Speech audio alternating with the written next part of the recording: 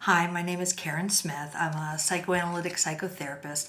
And what I want to talk about today is, everyone's anxiety about coming into therapy, or a lot of people's anxiety, is that we're going to want to talk about your parents and we're going to want to talk about your childhood.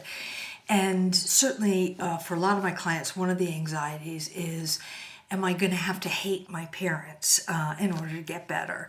And the honest answer is yes, but only for a little bit.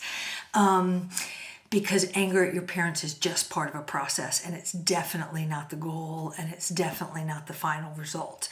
So I just want to talk a little bit about that, and why we need to explore childhoods and parent and child relationships and sibling and child relationships, like why that becomes important. The first thing I want to say is never in a session do I ask someone about their childhood out of nowhere. The only reason we would be talking about it is because it presents itself in the session, because there's something going on in the session that seems to be directly related to something that might have previously happened for someone. So First, one of the things as clinicians that is the most frightening to us is when a person comes to therapy for their first session and starts with, I had a happy childhood.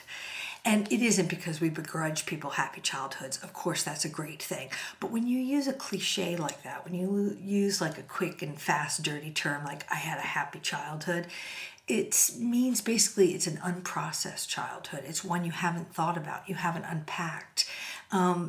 Because happy is too strange of a word to just cover the whole of an experience. There would be more nuance. Processing your childhood is important. And I'm going to say a little bit about why. When people come in, they come into a session and they present with certain things, and they talk about a feeling they have. And if the therapist says, can you tell me the first time you remember having this feeling? It'll always go right back to childhood. And so what we want to do is we want to think about our childhood. And when we start to think about like basically what we did and didn't get, because nobody got their ideal childhood, right? And we have an ideal childhood in our minds. We have in our minds what we wished we could have had, which of course is impossible to have the ideal, but we have to look at what we didn't get, what we did get and what we didn't get. And when we're doing that, in the beginning when we're doing it, it's hard not to be a little angry at the people who did or didn't provide for us. But of course, that's a process feeling. That's for that period of time, because at some point, no matter how angry you get at your parents for what they did or didn't give you, in most cases, there'll be a moment in time where you come to the place where you say, they did the best they could. But people want to jump to that feeling. They want to start with, well, they did what they could. They did the best they could. It was good enough. Yes, that's true. But when we're looking to think about what we did and didn't get in our childhood, it's not so that we can blame anyone. It's not to accuse our parents. It's to learn about us. It's just a reflection on what we did or didn't get. That's all. It's not about should they have given it, were they able to and didn't. It's not about that. It's about learning about ourselves, about what we got and what we didn't get. And the reason we want to know that is that, there's a developmental process. There's a way that we grow when we're young. And if we have a good enough environment, we're going to move through development well. But all of us get stuck at certain places or trip in certain places. And so looking back at what we did and didn't get is a way to identify the things we still need, the things that we want to figure out how to get for ourselves now, because we can still get those things. It's not, a one-shot deal. You get it or you don't. Like, that's why us as therapists exist, is we believe that you can grow and change and repair. And so it's to find out what what you need to replace and add to your life and who you're going to find that from. Some of which may be the therapist, often which is a partner or close community friends, where you're going to try and get this thing that you were missing in childhood.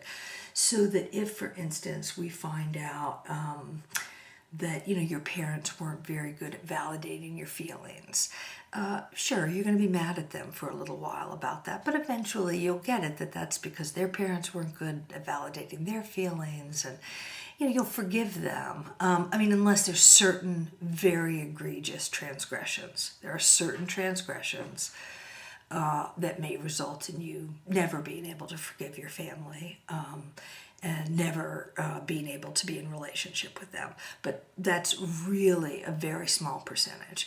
Most of us will come to terms with who our parents were and what they were in a position to offer us. But separate from that is getting a chance to grieve what our experience was. So that if we felt invalidated of our feelings when we were little, that we can think about what it's like to have been little and had our feelings invalidated. We know what it's like to be adults and have our feelings invalidated. But let's say you have a memory of at 7, something happening where you felt really invalidated. When you think about yourself at 7, you actually think about yourself now, and imagine you at 7 being as sophisticated emotionally as you are now, but you weren't. Like, the trick is to think about a 7-year-old in your life and imagine them having that experience.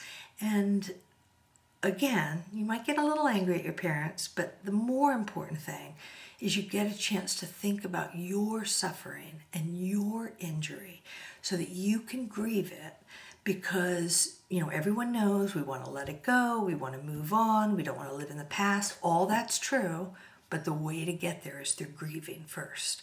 Is through acknowledgement, validation, grieving, noting what happened to us. So I hope that answers the question about why we're interested, or at least part of the question about why we're so interested in your childhood. And that we too hope for you that you'll get to a place where you can accept the limitations of your family and you can understand where their limitations came from. But if in part of the process you get angry at them, it's really going to be okay. You're going to get to the other side of that. So hope to see you back here. Thanks.